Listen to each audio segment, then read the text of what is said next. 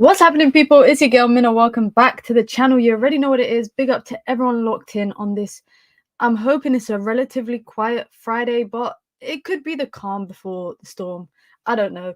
Big up to everyone locked in. I hope you guys are feeling a bit more better and less emotional after the result yesterday, which we're going to talk a little bit about, but we're going to also do some Manchester United new stuff and just look forward ahead to the weekend, the final Premier League game. Well, actually, no, Man United are playing two-phase, so they're not actually playing the final game of the weekend. But of course, all eyes will be on Manchester United because we're Manchester United. And of course, because Erik Ten Hag finds himself in a sticky predicament right now. Big up to everyone locked in. Be sure to hit the like button, guys, and be sure to subscribe. If you are new here, it's the road to 7K. We're not that far off. I should say it's the road to 10K, but I'm just going in, thousands. So it's the road to 7K and we are not that far off. Make sure you hit the like button on your way in. If you want to join the membership club, you can. It's the pinned comment in the chat. You get your badges, you get your emojis, you get your custom member content, and of course, as a independent content creator, you get to support the channel. If you want to support the channel in alternative ways, you can by sending in super chats with your comments, with your questions, with your thoughts, or just doing the simple thing, which is hitting the like button. Now, just before I went live, Sir Jim Ratcliffe spoke to a journalist at BBC News, and questions, of course, were asked about Erik Ten Hag. Just before I went live, news coming out of Italy suggests that Inzaghi has turned down the role. I put in Simeone. I'm actually a clickbait because it was meant to be Inzaghi. But yeah, Inzaghi reportedly turned down the job for Manchester United during the most recent international break. We're going to get to that. We're going to talk about the Porto game, of course, because I want to talk about some players and their performances. We're going to talk about Marcus Rashford's questionable substitution. We're going to talk about Bruno Fernandes's red card. We're going to talk about Harry Maguire coming in to save Erik Ten Hag, despite the fact of how he's been treated by the manager. And we're going to talk about the manager and the decisions that he's made, especially in-game and tactically, that really, really impact Manchester United. So like I said, guys, be sure to hit the like button if you are just coming in. And as always, get involved in the chat down below. It's not going to be a long stream because I'll probably be live again later tonight with a call-in show just to hear everyone's views going into the weekend. But this is news coming out of Italy suggesting that in recent days, Manchester United reportedly offered Inzaghi the managerial position to take over during the international break immediately, i.e. immediately come into the role. But Inzaghi declined the offer. Now, I'm sure a lot of managers probably look at Manchester United right now and think, this is a sinking ship. Why would I want to leave a club that I'm doing relatively well with to go and basically start building from the ground up? The pressure at Manchester United is different to a lot of the other clubs. And the media spotlight is a lot different. You saw how Erik Ten Hag was treated in his first week at Manchester United in his first season. You've seen how, Van Gaal, Oli, even Ralf Rangnick to an extent was treated during his time at Manchester United by the media, always a topic of conversation. Tabloids want you on the front of their papers, so Manchester United will always be the topic of discussion.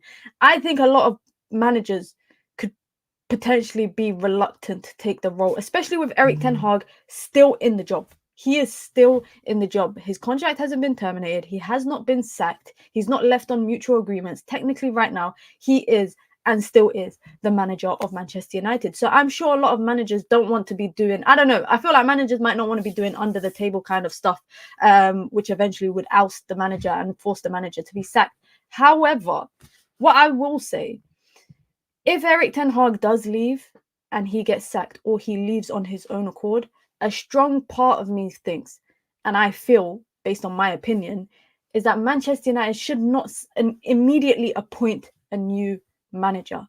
I would rather Manchester United go out, explore, expand, and then decide by the end of the season. Basically, like what Man United did when they were hiring Erik Ten Hag, where it was a couple of months of interviews and all of that kind of stuff, and we knew who the manager was by the end of the season, or who the manager was going to be. Now, again, people always ask me, Minna, who's your preference? I made it clear in the summer before it was announced that Erik Ten Hag was going to stay. I said I wanted De Zerbi, and if I didn't get De Zerbi, I wouldn't mind Nagelsmann. Now, the names that I see flying around quite a lot at the moment is Inzaghi, it's Amarom, and what's the other guy? Thomas Tuchel. He's the only one unemployed out of all of them. All the rest of them are employed. But if Inzaghi really turned down the job from Manchester United, I think it's just possibly because of where Man United are right now, and because it's in the middle of the season, and obviously he's at a top Italian club. Xabi Alonso, De Zerbi, Nagelsmann, Amorim, Tuchel.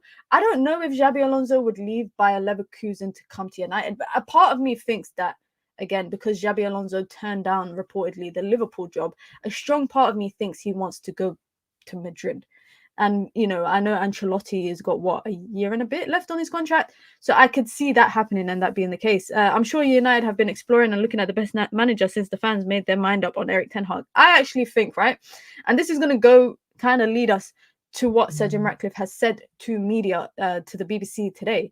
I actually think that Erik Ten Hag staying wasn't because he was the best option. It wasn't because he was the best manager to go with. It was purely circumstantial. I think it was circumstances that Manchester United found themselves in, forced them to keep Erik Ten Hag. That's it. And when you keep your job on a technicality, you're not really the guy for the job. I mean, the first interview that Dan Ashworth and Omar Barada did together with The Athletic after the Liverpool loss, when they were asked about backing Erik Ten Hag and choosing to keep him, they made it clear the decision was made before Omar Barada and Dan Ashworth came into their jobs in middle of July. The decision was already made. Obviously, Manchester United had to make a decision. They didn't want to go into pre-season with all this kind of information up in the air and all this kind of question mark. But I definitely think that Omar Barada, Dan Ashworth, the football minds that Sir Jim Ratcliffe actually referenced in his interview, those football decision makers, I don't think they would have kept Erik Ten Hag had they been there to make the decision. Now, let me actually bring it up on screen right now. Sir Jim Ratcliffe was asked about his faith in the manager, and he was speaking to BBC. I don't know, I think he was at an event or something. He was speaking to the BBC and he said, I don't want to answer that question. Now, this is not the first time, if you guys remember, this is not the first time that Jim Ratcliffe has kind of shied away from answering whether he wants Erik Ten Hag as the manager or not. He said this, I remember months ago, he said, I'm not gonna comment on this. And this was in March, I think it was, when he said, I'm not gonna say whether I want the manager or not, but we will set up the manager to our best of abilities with the right infrastructure to get them to succeed. That's always the very diplomatic answer that he gives. So today he said kind of the same thing. He said, I don't want to answer that question. I like Erik. I mean, yeah, okay, cool. I think he's a very good coach, but at the end of the day, it's not my call. It's the management team that's running Manchester United that have to decide how we best run the team in many different aspects. He then went on to say, but the team that's running Manchester United has only been together since June or July. They weren't here between January to April. Barada and Ashworth only arrived in July. So again, that's referencing the point that the CEO and the sporting director didn't come into the role until the decision was made. He went on to say they've only been there, you can count it, weeks. They've not been there for a long time, so they need to take stock and make some sensible decisions. Our objective is very clear. We want to take Manchester United back to where it should be, and it's not there yet, obviously, and that's very clear. Now, again, if you wholeheartedly back the manager, you would come out and say the manager has our support and has our complete backing. And that is why I fully believe, whether it's Jim Ratcliffe, whoever it is, Barada, Ashworth, you can ask any of this senior management at Manchester United. I genuinely think had they supported Erik Ten Hag, his system, his style of play, what it is that he is exactly trying to do, they would come out and say it. This is not a guy, Jim Ratcliffe is not a guy that shies away from talking to the media, right? In his the first moment he took over Manchester United, bam, did an interview, invited all the big media publications. Anytime he's at an event, whether it's F1, whether it's any of these kind of Ineos type-ish events, whenever he's at events and media are there, and they always ask him about Manchester United, they always will do. He will never publicly say, I back the manager, I support the manager. Even today, when he was asked about whether he has faith in the manager, it's not even you saying, I back the manager. Just asking if you have faith in him. He says, I don't want to answer that question. Now, you guys know, I know, we all know what that is. If someone doesn't want to answer a question directly, no answer is an answer in itself. Yeah, because you would come out and kind of debunk any assumptions that people potentially could make.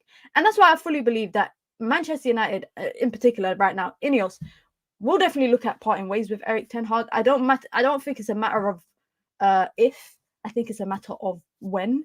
It could be one of them moments and one of them situations where it's not looking good for him, and the results get worse, the performances get worse, and they might decide to cut the cord. Or it could be, you know what, get to December and yeah, Manchester United getting results here and there, but they're very, very far out from top 4, top 5, top 6. And they might decide to pull the plug at that point. Inevitably, it will happen. Now, going into Sunday, that is a completely I need to put my phone on silent. Going into Sunday, that is a completely different kind of ball game. That is a completely different ball game. And the reason why I say that is because Manchester United are going into Sunday with immense pressure. Immense pressure. Like, I think the pressure is probably at its worst now for Erik Ten Hag. And the reason why I say that was the only time I can remember serious pressure on his shoulders was probably the FA Cup game. And even then, people expected Manchester United to lose. People expected him to get sacked because a day before the final, it's coming out that he's going to get sacked regardless of the result. So people kind of had their expectations already. And I think that's why it changed the trajectory of the decision that was made to eventually keep Erik Ten Hag. I feel like a lot of people's opinion on it changed because in their head, he was gone in June. But going into Sunday, I think this is a huge game for Erik Ten Hag. It's a huge, like, this actually might be a defining moment of his career. And I know it's crazy for me to say that, right? It's crazy for me to say that, given the fact that he took Ajax to a semi-final. He won multiple Eredivisie with Ajax. He's won 2 trophies with Manchester United. For me to simply say a game on Sunday against Aston Villa is a defining moment from Erik Ten Hag's career. The reason why I'm saying that, and this is just my opinion, let me know if you disagree with me. Man United are going into this essentially as the underdogs. It's been a long time since Man United played Aston Villa throughout, their time in the Premier League. That they've been underdogs going into a game against Villa. Villa are having a good run, yeah? Villa are what Manchester United, to an extent, want to duplicate. And not essentially in terms of, the stature of the club. I'm talking about the structure. They've got the structure in place. They've got the right scouting networks. They've got the right profile of players to fit the style of the manager. And inevitably, the manager plays consistently how he wants to play, regardless of who the opponent is. He might adjust depending on the opponent, but 9 times out of 10, Unai Emery will play all the time as, as he wants the team to play. Erik Ten Hag is now going into this off the back of ridiculous results. I genuinely think, and I was having this debate with one of my friends yesterday who's a Chelsea fan, yeah? My friend was saying to me, Manchester United should never find themselves in a role where a manager like Erik Ten Hag can hold so much control and weight to a point where it's like, if he doesn't get the result, it's fine. It's going to come in due time. She's a Chelsea fan. She was like to me, listen, we sack managers like water. We used to sack managers like water. You go on a losing run, you're sacked. You go on a losing run, you're sacked. And I don't agree with sacking. But what big clubs do, and you can look at examples like in Europe. We don't have to look in England, but in Europe. If it's not working with a manager, you keep it moving. I actually don't think, and this could be a hot take, I actually do not think that any other European giant would have tolerated last season, from a manager and let him keep the job. I don't think. You could talk to me about Bayern Munich. Come, name all the big super clubs in England, in Europe, sorry. Barcelona got rid of Xavi even when he won La Liga. Real Madrid. Even I would say clubs like Inter Milan who have history in Europe. Yeah. I don't think any of these big teams, AC Milan, we can talk about. I don't think any of these big European teams would have ever tolerated crashing out in the group stages in the Champions League, rock bottom, after conceding a record number of goals for your nation, number 1. Number 2, finishing 8th place in your league. But it's okay because you won a domestic cup. I don't think any team would have tolerated that. Let me actually get to the chat. Big up to Chalaboy to comment. Says, agreed. This is Erik Ten Hag's career-defining game at Man United. Can he pull a rabbit out of the hat? He has before. Maybe he can do it again. For me, it's not about whether he's done it before and he can do it again. Even if he does it, it's not good enough. Like right now, I don't know. Let me know how you guys feel, guys. But right now, I'm at a point where there is the only thing Erik Ten Hag could do possibly to win me over was consistently win games and win it comfortably and have a better performance. Get rid of this 3-2-5, this turnover nonsense that you're trying to do.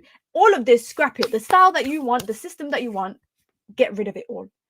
That is the only way Erik Ten Hag could ever win me over. But I don't think we should keep saying, oh, if he wins that game, then maybe the next game we can go on a run, because I don't think it's going to happen. I actually don't think so. Big up to Lil Yo-Yo, man. Yeah, you see how the debate with that KG's channel, mad. Man United as underdogs is a sad thing. I agree, it is a sad thing. Jale says, I wanted Erik Ten Hag gone in the summer. Finishing 8th is the reason why way too many was blinded to this finish, because we won the FA Cup. This win splashed water paint on the club, which is now coming off. Big up Pyramid Scheme says, Minute, any club that pays 65 million for Mason Mount deserves everything it gets. We are not a football club. We are a money laundering front. How's Mason Mount catching a stray? Buy and sack managers even after the league, winning the league, because that's not enough. I'm not saying Man United should win the league, but no one is even asking for that. I 100% agree. I feel like, yeah, that people, and one thing I don't like is this idea of, oh yeah, lower your standards. Man United aren't what they used to be. You can lower your standards, but I won't. How about that? This argument or this notion that because Manchester United have been crap for 10 years, Man United have been crap for 10 years, but this is the crappiest out of all the 10 years. It was not this bad under Van Gaal. It was not this bad under Jose. It was David Moyes. I will actually keep him out of that equation, because he was the first manager after Sir Alex Ferguson, and he only had one season, right? And that season was hell. But this is worse than all of that. This is worse than Oli. Oli was one penalty kick away from winning a European trophy. One penalty kick away, which to me is out of his control.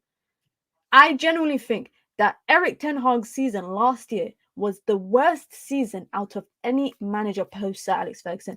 And the thing that annoys me the most is when everybody, like, I debate this a lot with United fans. I got friends who are United fans. I got friends that are not United fans. People are always like, this is United now. Lower your standards. No, you don't need to lower your standards. Once upon a time when AC Milan weren't that great, did they lower their standards? No, they did. They did. It's as simple as that. Just because Man United have been crap for 10 years doesn't mean that we should accept this as a new norm. This is not a new norm. And it will, to me, personally, it will never be a norm. This will never be a norm. But anyways, let's talk about Erik Ten Hag. And let's talk about his post-match, pre-match press conference that he did ahead of the Villa game. Now, he spoke about his future, and he said, I'm not thinking about such issue because this is not a topic. We are in it together, the ownership, the leadership, the team, and the staff. I appointed new staff. He went on to talk about the mentality thing at Manchester United. And he said, what is the mental issue at Manchester United? Well, there's a range, a spectrum, and you have to address it right. The team has the belief that they don't give up. He went on to talk about the season. He says, we have to improve if we want to make it a success, and we can only win trophies like we did in the last 2 seasons when we improve. So we will work on this. Now, this is always interesting to me, because when he's talking about improving, when he's talking about taking accountability, he always says, we have to improve. We have to take accountability. We have to do this and that because of our mistakes. But when Erik Ten Hag won the FA Cup, he said, I win trophies. He never said we win trophies as a team. He said, I win trophies. If they don't want to keep me, I'll just go leave and go win trophies elsewhere. So when he wins trophies, it's I win trophies. But when the team is bullshit and the team is crap, it's we have to take accountability and we need to adapt and we need to improve. I just find it funny. Now it's suddenly we like you're French. But when you're winning trophies and you're fighting for your job, it's I win trophies and I will leave and I will win trophies elsewhere. I just found that funny. We're going to talk about the Marcus Rashford thing as well, because let's talk about the man management side of the game. Let's talk about the man management. I'm not going to bring up Ronaldo. I'm not going to bring up Sancho, even though Benny McCarthy did say quite a few interesting stuff talking about Jadon Sancho. I mean, I don't think he said anything that we didn't know. But he spoke a lot about his personality and what he feels like Jadon Sancho needed in the dressing room from a manager in comparison to what he was getting. So we're gonna talk about that as well. But Erik Ten Hag went on to say there are many areas where we will improve, and then this team can grow and improve, and then we'll see where it will end in the season. Why do I need to wait for the season to end for me to be like it's improved or not? I don't know. I let me know how you guys feel. I don't think things are going to improve. I genuinely do not. I think the same manner in which Harry Maguire looked absolutely like, I watched his interview after the game. If you lot didn't watch it, go watch it on United View. I watched the interview he did after the game, and even the players looked deflated. The players look deflated. And I said this in my 5 in 5, I said, if players cannot buy into the system that you're trying to build, because essentially they are the people implementing the system, you have to sell it to them. If the players cannot buy into it, what makes you think that the fans can buy into it? That is virtually going to be impossible. Big up to Ismail. Says, salam, sister. Salam, bro. I hope you're doing well. Can you tell me how United missed out on De Zerbi to Marseille? They paid his release clause, which was 6 million to Brighton. Why didn't United go for De Zerbi? Apparently, they were in talks, but it was to do with wages and some decisions about players leaving, etc., that De Zerbi didn't want to take the role. And that's something similar as well, apparently, about Thomas Tuchel.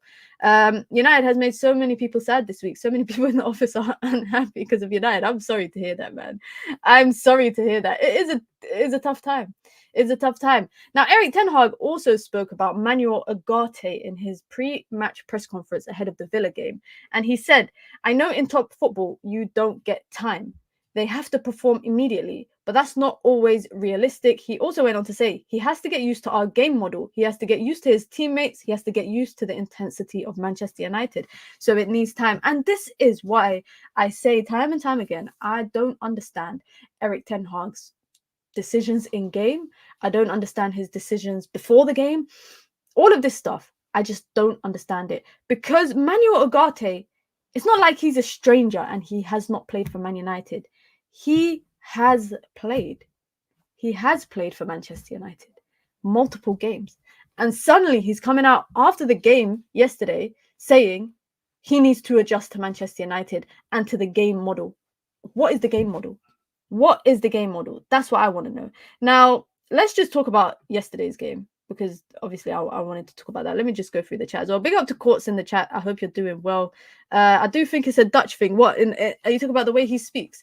Big up to Elite Baller in the chat. Ali is not convinced, by the way, in the chat about Villa on Sunday. It's interesting because the Villa game is at 2:30, guys. I got a flight at 5. So I'm going to watch the game on my iPad at the airport, and then I'm going to film a reaction before I board the flight. And hopefully I can film it and edit it and put it out straight after the game before my flight takes off. I have a 17-hour journey waiting for me on Sunday, inshallah. God willing, I'll get to my destination safely.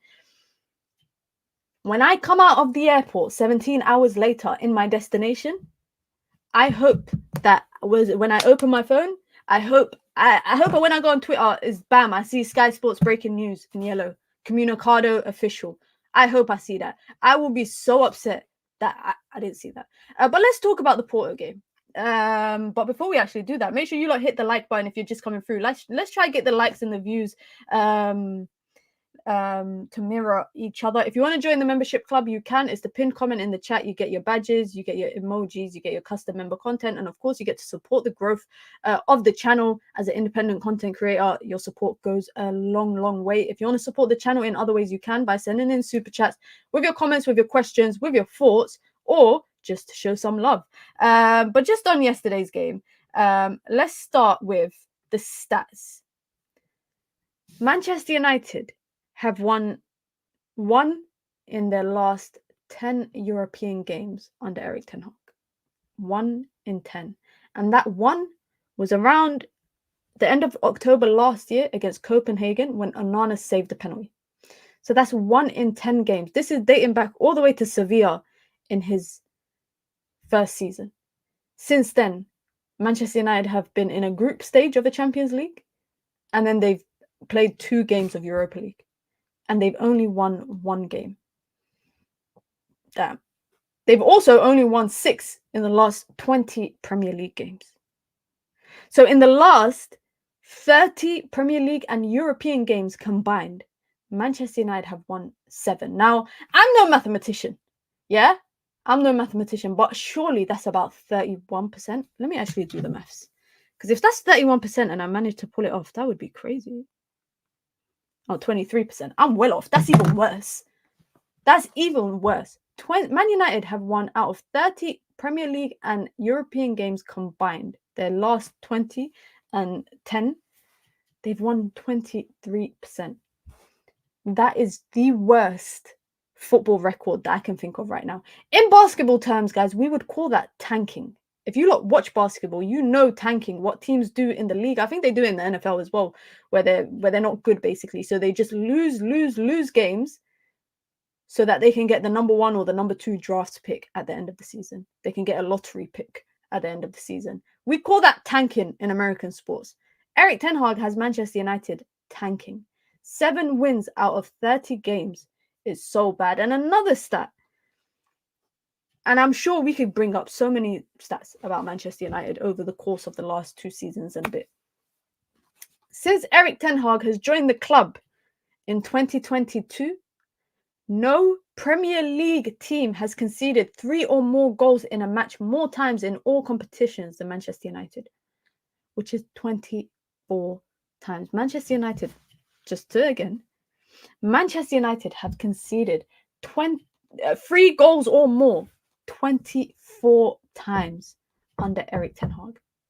Now, if my maths is not wrong, because I remember going through this on stream a couple of days ago, I'm pretty sure that's the same number as Ole and Van Gaal combined, or even less. I think Ole and Van Gaal combined was 21 or 20, something like that.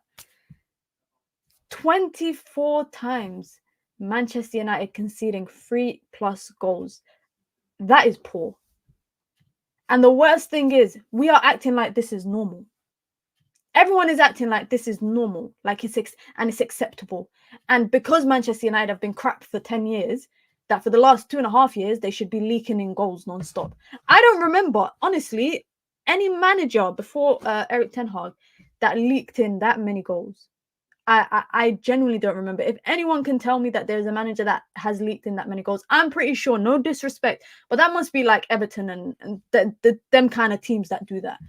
I see Everton giving away 2-goal leads every game this season. They're giving away 2-goal leads. There's no difference between what United do and what Everton do. One of them just got money and the history, and the other one's just wearing a blue shirt.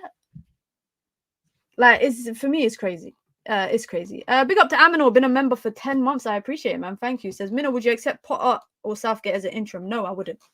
Potter doesn't, by the way, I don't think he needs a job right now. He's still getting paid. I don't think he's going to rush back into a job. For me, I wouldn't mind Ruud as an interim, but I don't want Ruud as a permanent. I watched him a lot at PSV because at the time, Xavi Simons was playing for them and I liked him. But I'm not fully sold on Ruud. I think Ruud right now, I don't think he's there to be the manager right now. Maybe in the next coming years, he could be. But I also think that his appointment possibly could have solely been focused on the idea of having someone that knows the club in the dugout alongside the manager. But thank you for using your membership chat. I appreciate it. But for me, that stat is so bad. It's so bad.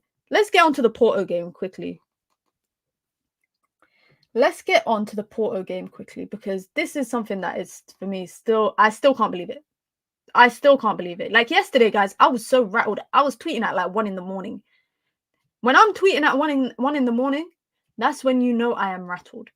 Because there's 12 months, exactly 12 months, 365 days between Man United versus Galatasaray when Man United lost 3-2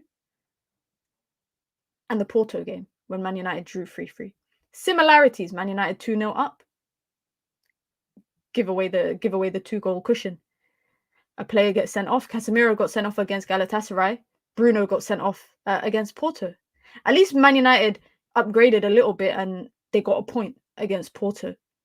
But it was so bad. And I could not fathom. And anyone that agrees with Erik Ten Hag, please, please, please get involved in the chat because I'd like to know. I cannot understand the logic between taking off Marcus Rashford and bringing on Garnacho at halftime. Now, if you want to argue about rotation, which is a rightful argument, because again, Man United play Thursday, they play Sunday. Villa played Wednesday, they play Sunday. They got 1 day extra. Okay, I understand rotation. But to turn around and back it up by saying that Garnacho is your most impactful attacker, the fact that Garnacho was your best player against Spurs, newsflash, we lost 3-0 against Spurs. There was no good player on the pitch. I don't care what anyone says. Probably I'd say Onana. Onana was probably the only good one because it could have been 5, 6, 7, 8 if it wasn't for Onana. But to say that Garnacho is the reason why you're taking Rashford off because he was your better player on Sunday, that doesn't make sense. You also don't take off a player, in my opinion, that has to hold the width by himself because your instructions are telling a fullback to do something else. The gap between Licha and Rashford, guys, is huge. It's huge because there's no left back there. There's no left back underlapping. There's no left back overlapping. The left back is inverting. And as a result, Marcus Rashford's starting point 9 times out of 10 during a game is very deep because he's holding the width in a game. So not only that, he gets the opening goal and gets the assist for the second goal. And you think the best idea is to take him off at halftime. Not at the 60th minute, not at the 65th minute, not at the 70th minute. You think after 45 minutes is the best time to take off your best attacker.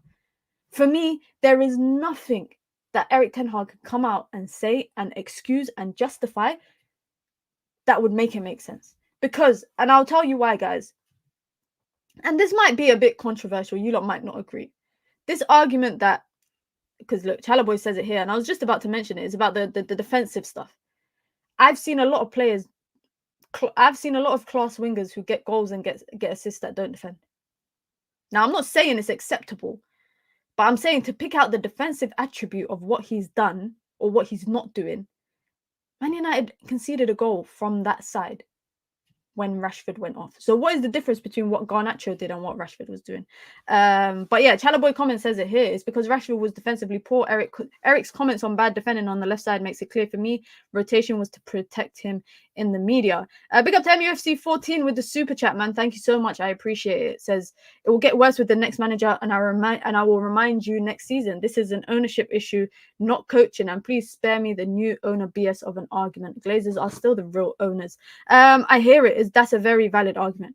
That is a very, very valid argument. Thank you for the super chat, MUFC 14. I appreciate it. Jarvis says, my frustration with Ten Hag is that our problems are easily fixable. Sack the manager and start fresh, or give him time to figure it out. We're closer than it seems to being a solid team. Do you guys actually think that? Do you actually think Man United are closer to the starting point for Erik Ten Hag than they are to dropping back? Because I'm not too sure. I think about the side of, yes, okay, most of the squad is the players, is the manager's players, is people that he's brought. Okay, cool. That is one thing. But when we talk about a tactical side and try and understand the game model, because that's Erik Ten Hag likes to talk about game model a lot in his press conferences. If we talk about the idea of the game model, do you guys truly believe that it's not that far away from clicking? Because I don't think it's that far away from clicking sometimes. And then sometimes I think we are so far away from clicking. You know, do you guys get what I'm saying? You look at the Liverpool game and you're thinking, wow, this game model, this system is just not making any sense. It's never going to work. And then you watch the first half against Palace and you think, okay, maybe we could get there in the next couple months. I don't always kind of feel like that. Taking Rashford off equals self-sabotage. I think he's had enough. He wants the sack to get paid off, legit. I don't know. I don't know if he's doing it intentionally, because at the end of the day, I don't think a manager, I don't think anyone would want to get intentionally sacked from their job. Like, I think it's malicious of me to think, like, I'm not a malicious person, so I will never think that bad of Erik Ten Hag, that he's doing shit on purpose to get himself sacked. But I don't think it's on purpose. I actually think it's stubbornness. Now, Benny McCarthy spoke about it in the interview that he did. I can't remember. I think it was on a podcast that came out a few days ago. And he spoke about Erik Ten Hag and his reluctance to take advice from his assistant coaches. And that is what it looks like to me happens at Manchester United under Erik Ten Hag. I think Erik Ten Hag has this idea in mind. And I've said this time and time again. You could have your philosophy, you can have your game model, you can have the system that you want, and it could be all good on paper. It could look amazing on paper. But in the practical aspect, if you cannot get it to kind of transpire from the game model into the practical side of the game, there's no point having it. There's no point having it in terms of the game model. Like, the way that I kind of compare this to is I compare it to exams, right? You could have all the knowledge, right? You could be the smartest kid, yeah? But if you do not apply what you know in your exam format for the exam, all that knowledge in your head is going to go to waste, right? For me, that's how I see it. And this even goes back to when Spurs were interviewing Eric Ten Hag. I don't know if you guys remember, but you guys can go look this up. You'll find the articles on The Guardian, etc. You will see that the one thing that was concerned from Spurs' end was not the tactical side of his game. It was not about the ideas and the game model and the style of football that he kind of presented to them. It was other stuff that they were concerned about, which comes hand in hand with being a football coach. I think it comes hand in hand. I think being a football coach is more than just tactics. 4-4-2, 4-3-3, inverted wing back, all of that. So I think it's more than that. And I think a lot of that comes from personality and charisma and, your character and the way that you speak. And you don't have to be the best speaking literate person, but you have to be able to convey your message and to get your point across, and for it to not come across snobby or arrogant or stubborn. I hope you guys get what I'm saying. This manager is responsible for the fall of Kobe Mainoo. He's killing young players. This idea that he coaches young players well is just a myth. Garnacho is not good enough for Manchester United. Ooh. I really wonder if he has pressure from the Glazers to always play Rashford and Bruno. Listen, let's get to Bruno.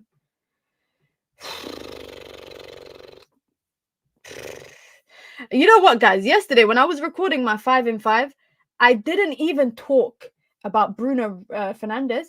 That's how rattled I was. That is how rattled I was.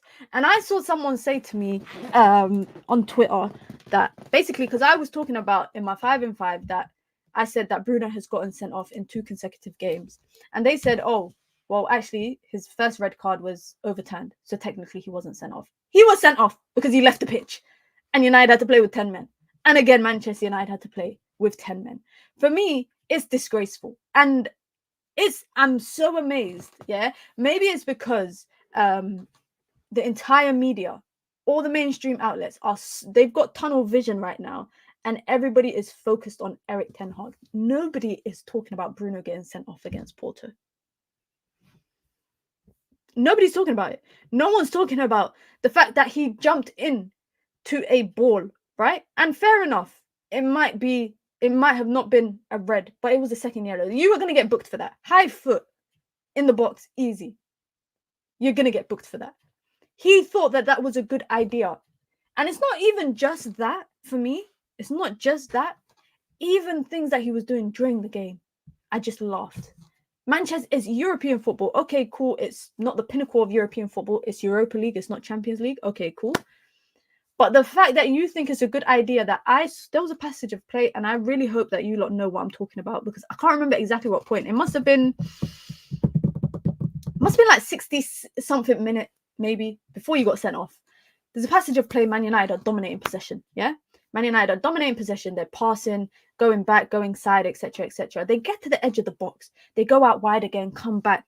Bruno turns, he kind of spins around the defender and woof, rocket over, like, not even over the bar. As far as I was concerned, that went about 3 levels up into the stadium. And it's just things like that I'm like, why do you have to disrupt the play? Manchester United might not have scored from that passage of play, but I guarantee you they probably could have found a better chance and created a much better chance than Bruno Fernandes just lashing out on the edge of the box. It, for me, is like that. For me, is equally as bad as the red card. The red card is bad. It's bad. Look at Garnacho. He's laughing. Garnacho's probably thinking, "Are you taking the piss?" He's probably thinking, "Are you taking the piss?" And if he wasn't going to get sent off, if that was his first yellow, yeah, and he just got booked for that, he would have got sent off for squaring up to the ref like this. But for me, it's just unacceptable. This is unacceptable. I couldn't say all the stuff that I want about Harry Maguire fitting into Man United's system, but one thing I can say is that Harry Maguire would never have been that sort of captain. Like, I actually rate Harry Maguire because he got done dirty by Eric Ten Hag. Let's be honest. Eric Ten Hag came in. They didn't strip him of the captaincy straight away, but he benched him. Benched him straight away. Barely played. The next season, strips him of his captaincy. Then he saves his job. He literally came on and he saved his job. And I was happy for him to go out and celebrate. Maybe, you know, some people would have wanted him to go back and try United, go for the winner. But I respect him for that. I respect him for that because this guy who puts on the armband game in, game out is less of a captain than what Maguire is. And I remember I said this like it must have been about a year and a bit ago, maybe. I said maybe Maguire doesn't have the captain armband, but I know for a fact that people look at him as a voice in the dressing room and listen to him, especially the younger players. And it always comes out whenever media get leaks or they get information from the dressing room. It's never negative stuff about Bruno. Even in interviews, when they interview players and they talk about, you know, who's the leader in the dressing room, who's this, who's that, Maguire's name always comes up. And like I said, I don't like Maguire as a player for Manchester United, but as a person, he's twice the captain that Bruno Fernandes would ever be or has ever been. It's as simple as that. For Bruno to get sent off yesterday, and it's not just like getting sent off, it's the manner in which he got sent off is disgraceful. The way that Bruno has been playing since the season has started is disgraceful. I cannot put it into any other words. Like low-key, I'm running out of words. Low-key, I'm starting to run out of words for that. Now, just on the Porto game yesterday, I mean, we even got De Ligt looking like he's a hot mess. Matthias De Ligt, we got him playing like he's a hot mess. Look at him in the air like that. Look at him not even in the air. Look at him. He was eating grass at one point. But man, yesterday's game was the 31st time since the beginning of last season. So not the season before that. So in 12 months, that is the 31st time that Manchester United have conceded 2+ goals in a match. That's more than any current Premier League team have done so in that same period. Guys, in 12 months, Man United have conceded 2+ goals in games 31 times. I don't know if that is as bad as the other stats that we were talking about during the game, during the stream, sorry. I don't know if that is as bad. That's equally as worse. Conceding 2+ goals. I want to know what teams like Villa, Newcastle, etc. have conceded in that same amount of time. That's what I want to know.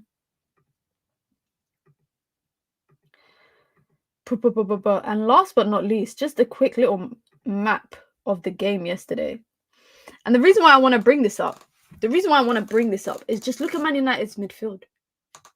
Look at Man United's midfield. Leach's average position is mental. Let me actually zoom in so you guys can see. Let me just zoom in a little bit so you guys can see it a bit better. Let's not focus on Porto too much. Let's look at United. Look at everybody's average position during the game and their passes.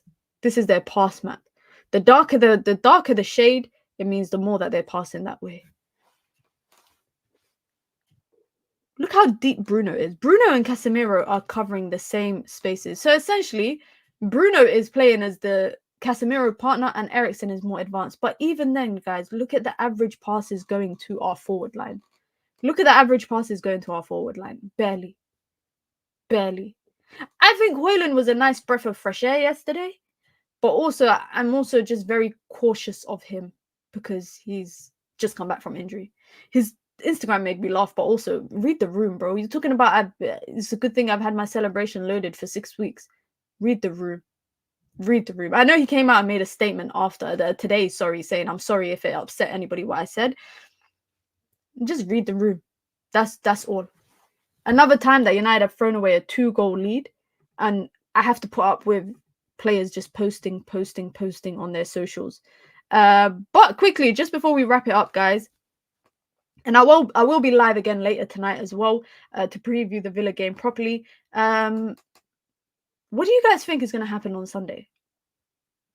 What do you guys think will happen on Sunday? Do you think Erik Ten Hag will buy himself some time?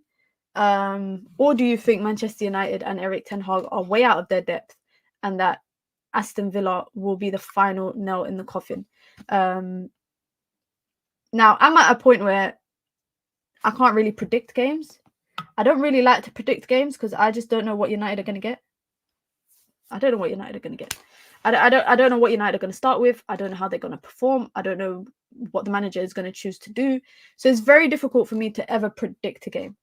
But let me be absolutely honest.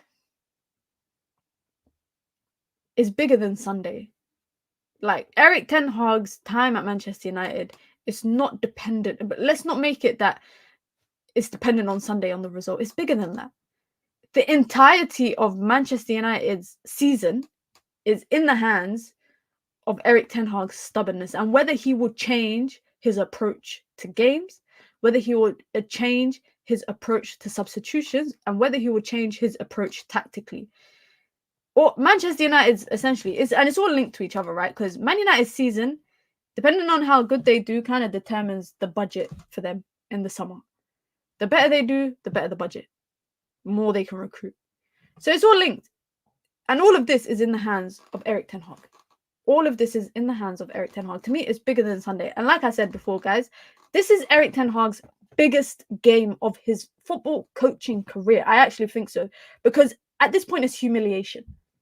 What he's doing with Manchester United is humiliating in the Premier League and in the Champions League. And if Aston Villa cannot be the starting point of turning it around, it will be the final nail in the coffin that will see him out of the door. It's as simple as that, especially if Man United get humiliated the same way they did against Spurs, against Liverpool. I would go as far to say as FC20 and Porto. If it's the same way as that, then it will just be pure humiliation. And that's what everyone will remember him for. Now, it could be one of them situations, in my opinion, as well, where it could be like Unai Emery, where nobody really focuses on his time anymore at Arsenal, and they just talk about his time and what he's doing with Villa or what he did at Villarreal. It could be the same thing where Erik Ten Hag could leave Man United and go to another club and have success there, and nobody kind of dwells on his time at Manchester United. But Man United fans will. Man United fans will remember the 16 million pounds that have been spent to bring in players that have barely improved the team because the structure sucks, the system sucks, the game model sucks, the tactics suck, the philosophy and the style of football sucks. Like, I think that's what everyone will remember. It just hurts because the squad is really good and is capable of so much, but the manager has no tactical vision. And this is also why I say I agree that this is not a crap team. Like, I don't look at the team and I think everybody is crap. Everyone is crap. I do not think of that. I do not think of that because I look at these players. I think these are actually good players. I was coming into the season saying if we can get a tune out of the tactics and we can get the style of football right, then United could actually finish top 4 because I felt like Man United have the quality in the players that they have available to them. And they also have the depth. The injuries are not really there as much as it was last season. So that excuse of injuries is already kind of out of the window. But we'll see what happens. We'll see what happens. Pogba has had his 4-year ban reduced to 18 months. He can start training with Juve from... You're pulling my leg. So he was being honest all this time. Was he being... I need to go read about it. Because he was all this time claiming his innocence. He was claiming his innocence all this time. So if he's really going to be back out playing for Juve and he's fit, I might have to go to Turin. But listen, big up to everyone. Be sure to hit the like button on your way out. Inshallah, we'll be back tonight. And then we'll have another stream tomorrow as well for Daily Dose of Minna. So make sure you guys hit the like button. Yeah, man. No watch along for the women's team this weekend because their game has been cancelled. But, we'll have content throughout the weekend. And... I can't show you guys because my microphones are over there. I got some new microphones, some travel microphones. So you guys are going to get content whilst I'm on holiday. That's all I have to say. Big up to everyone. Be sure to hit the like button. Be sure to subscribe. If you go to the links in the bio of this video right now, you will find the link to my Twitch. I'll be live on Twitch later tonight playing my first weekend league. my first weekend league on Ultimate Team. I got a decent team, I'm not gonna lie, but I know I'm gonna get cooked. So make sure you guys come over there as well. I'll also be live again here later tonight as well, just to talk about the Villa game in a bit more depth and get the community's views on that. Big up to everyone. I hope you have a wonderful evening. I'm out. I hope you have a wonderful evening, afternoon, wherever the time is where you are, and I'll be back later on. I'm out, guys. Peace.